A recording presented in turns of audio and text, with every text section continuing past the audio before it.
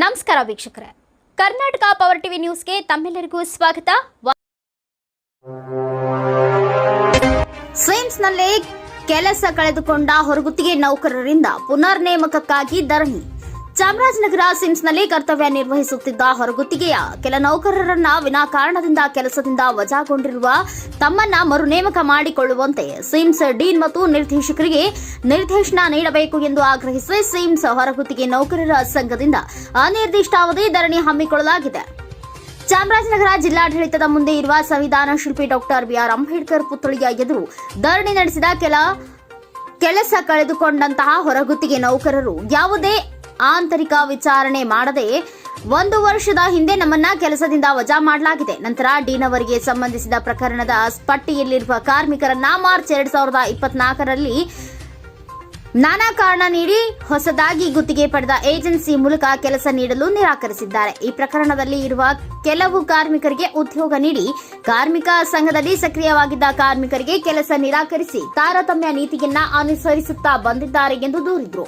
1947ರ ನಿಯಮದಡಿ ಒಬ್ಬ ನೌಕರನ ಮೇಲೆ ಆರೋಪ ಮಾಡಿದ ತಕ್ಷಣ ಆತನನ್ನ ಕೆಲಸದಿಂದ ವಜಾಗೊಳಿಸಲು ಅವಕಾಶವಿರುವುದಿಲ್ಲ. ಆರೋಪ ಸಾಬೀತುಪಡಿಸಲು ಆಂತರಿಕ ವಿಚಾರಣೆ ಅಥವಾ ನ್ಯಾಯಾಲಯದ ತೀರ್ಪಿನ ಆಧಾರದ ಮೇಲೆ ಕ್ರಮ ಕೈಗೊಳ್ಳಬೇಕಾಗುತ್ತದೆ.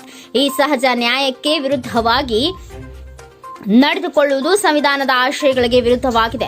ಜಿಲ್ಲಾಧಿಕಾರಿಗಳು ಈ ಪ್ರಕರಣದಲ್ಲಿ ಮಧ್ಯಪ್ರವೇಶಿಸಿ ವಿನಾಕಾರಣ ಕೆಲಸ ನಿರಾಕರಿಸುವ ಕಾರ್ಮಿಕರಿಗೆ ಕೆಲಸ ನೀಡುವಂತೆ ಚಾಮರಾಜನಗರ ವೈದ್ಯಕೀಯ ವಿಜ್ಞಾನಗಳ ಸಂಸ್ಥೆ ಆಡಳಿತ ವರ್ಗ ಮತ್ತು ಗುತ್ತಿಗೆ ಏಜೆನ್ಸಿ ಅವರಿಗೆ ನಿರ್ದೇಶನ ನೀಡಬೇಕು ಎಂದು ಮನವಿ ಮಾಡಿದ್ದಾರೆ. ಈ ಸಂದರ್ಭದಲ್ಲಿ ಪ್ರಧಾನ ಕಾರ್ಯದರ್ಶಿ D Mahadev, Beeregowda, Mahesh Kumar, Adarsh Kumar, G Ravi, N Manju ಸೇರಿದಂತೆ ಇನ್ನು ಅನೇಕರು ಉಪಸ್ಥಿತರಿದ್ದರು.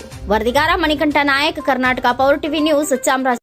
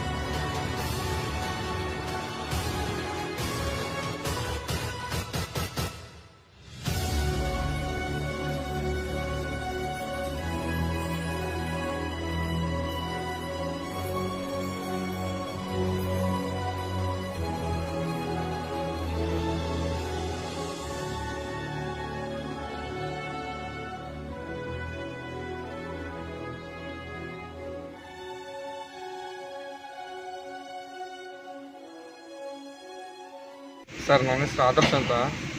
ಸಿಮ್ಸ್ನ ಹೊರಗುತ್ತಿಗೆ ನೌಕರರು ನಾವು AITC ನಾವು ಕಾರ್ಯದರ್ಶಿ. ಇವಾಗ ಏನಾಗಿದೆ ಸರ್, ಇವಾಗ ನಾವು ಸ್ಟ್ರೈಕ್ ಯಾಕೆ ಮಾಡ್ತಾಯಿದ್ದೀವಿ ಅಂತಂದರೆ, ಇವಾಗ ನಮ್ಮ ಮೆಡಿಕಲ್ ಕಾಲೇಜಿನಲ್ಲಿ ಕಳೆದ ವರ್ಷದಿಂದ ಒಂದು ಗಲಾಟೆ ಆಗಿತ್ತು. ಒಂದು ಬಾಬಾ ಸಾಹೇಬ್ ಅವಹೇಳನ ಆಗ್ಬಿಟ್ಟು ಸಂಜೀವ್ ರೆಡ್ಡಿ ಅನ್ನೋ ಡೀನ್ ಅವರು ಕಂಪ್ಲೇಂಟ್ ಆಗಿದೆ ಅಂತ ಅಂದ್ಬಿಟ್ಟು ಸುಮಾರು 23 ಜನ ನಮ್ಮ ವರ್ಕರ್ಸ್ಗಳ ಮೇಲೆ ಕಂಪ್ಲೇಂಟ್ ಮಾಡಿದರು. ಇವಾಗ ಏನಾಗಿದೆ ಅಂತಂದರೆ, ಇವಾಗ ಕಂಪ್ಲೇಂಟ್ ಆಗಿ ಅದು ಸುಮಾರು ವರ್ಷದ ಮೇಲೆ ಆಗಿದೆ. ವರ್ಷದ ಮೇಲೆ ಆದಮೇಲೆ ಅಲ್ಲಿ 6ರಿಂದ 8 ತಿಂಗಳು ಕೆಲಸ ಮಾಡಿದ್ದೀವಿ. ಈಗ ಸಡನ್ನಾಗಿ ಬಂದಂಥ ಡೀನು ಮಂಜುನಾಥ್ ಅಂದ್ಬಿಟ್ಟು ಮಂಜುನಾಥ್ ಬಂದ್ಬಿಟ್ಟು ಏನಾಗಿದೆ ಅಂತಂದರೆ, ಈಗ ಅವರು ಏನಿದೆ ಗೊತ್ತಿಲ್ಲ, ವೈಯಕ್ತಿಕ ದ್ವೇಷನ ಏನೋ ಗೊತ್ತಿಲ್ಲ. ಏನಾಗಿದೆ ಅಂತಂದರೆ, ಅವ್ರು ಬೇಕಾದವ್ರನ್ನ, ಅವ್ರು ಫೇವರ್ ಆಗಿರೋಂಥವ್ರನ್ನ, ಅವ್ರು FIR ಇದ್ರೂ ಕೂಡ ಅವ್ರನ್ನ ಕೆಲಸ ಮಾಡಿಸ್ತಾ ಇದ್ದಾರೆ ಅವರು. ಇಲ್ಲೊಂದು ಏನಾಗಿದೆ ಅಂತಂದರೆ, ಈಗ ನಾವು ನಮ್ಮನ್ನ ಇಷ್ಟು ಜನ ಟಾರ್ಗೆಟ್ ಮಾಡ್ಕೊಂಡು ಅವರು ನಿಮ್ಮ ಮೇಲೆ FIR ಇದೆ ಅಂತ 13 ಜನನ ಏಕಾಏಕಿ ಕೆಲಸದಿಂದ ತೆಗೆದಿದ್ದಾರೆ ಸರ್. 10 ತಿಂಗಳಿಂದ 15 ಕುಟುಂಬನವರು ಬೀದಿ ಪಾಲ್ ಮಾಡಿದ್ದಾರೆ. ಡಾಕ್ಟರ್ ಡೀನ್ ಮಂಜುನಾಥ್ ಹಾಗೂ ಡಾಕ್ಟರ್ ಅನಸ್ತೇಸಿಯಾ ಮಹೇಶ್, ನಿವಾಸಿ ವೈದ್ಯಾಧಿಕಾರಿ.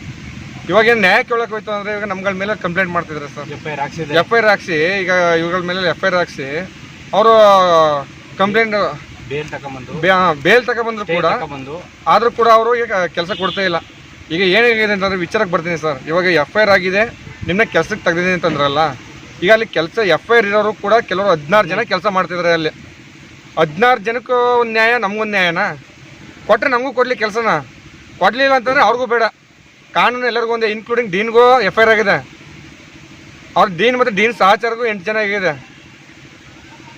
ಹೆಂಗೆ ಎಲ್ಲಿ ಬಂದು ಸರ್ ಪ್ರಜಾಪ್ರಭುತ್ವ? ಹಂಗೆ ನ್ಯಾಯ ಕೇಳಬಾರ್ದು ನಾವು? 8-10 ತಿಂಗಳಿಂದ DC ಅವ್ರಿಗೆ, ADC ಅವ್ರಿಗೆ, SP ಅವ್ರಿಗೆ ಪ್ರತಿಯೊಬ್ಬರಿಗೂ ನಾವು ಉಸ್ತುವಾರಿ ಸಚಿವರು ಎಸ್ ಸಿ ಮದೇವಪ್ಪ ಮತ್ತೆ ಲೋಕಲ್ MLA ಅವರು CM ಸಹಿತ ನಾವು ಎಲ್ಲ ಲೆಟ್ರ್ ಕೊಟ್ಟು ಪ್ರತಿಯೊಂದು ಅಲ್ಲಿದು 1 ವರ್ಷದಿಂದ ಸಾಕಾಯ್ತು ಸರ್. ಕೊನೆಗೆ ನಮಗೆ ಯಾವುದಕ್ಕೂ ನಮ್ಗೆ ನ್ಯಾಯ ಸಿಗಲಿಲ್ಲ. ಇವಾಗ ಏನಾಗ ನಾವು ಮೌನವಾಗಿ ಪ್ರತಿಭಟನೆ ಮಾಡ್ತಾ ಇದ್ದೀವಿ. ದಯವಿಟ್ಟು ಸೂಕ್ತ ನ್ಯಾಯ ಸಿಗೋವರೆಗೂ ನಾವಂತೂ ಪ್ರತಿಭಟನೆ ನಿಲ್ಲಿಸಲ್ಲ ಸರ್.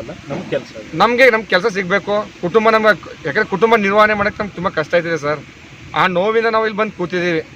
ಈಗ ಸಮಸ್ಯೆ ಯಾಕೆ ಬಗೆಹರಿಸ್ತಾರೋ ಗೊತ್ತಿಲ್ಲ. ಈಗ ಬಂದು ಡೀನ್ ಬಂದಿಲ್ಲ, ನಮಗೆ ಸಮಸ್ಯೆನ ಬಗೆಹರಿಸ್ಬೇಕು ಅಷ್ಟೇ ಸರ್. ದಯವಿಟ್ಟು ನಿಮ್ಮ ಮಾಧ್ಯಮದ ಮುಖಾಂತರ ನಾವು ಕೇಳ್ಕೊತಾ ಇದ್ದೀವಿ, ದಯವಿಟ್ಟು ನಮಗೆ ನ್ಯಾಯ ದೊರಕಿಸ್ಕೊಡಿ.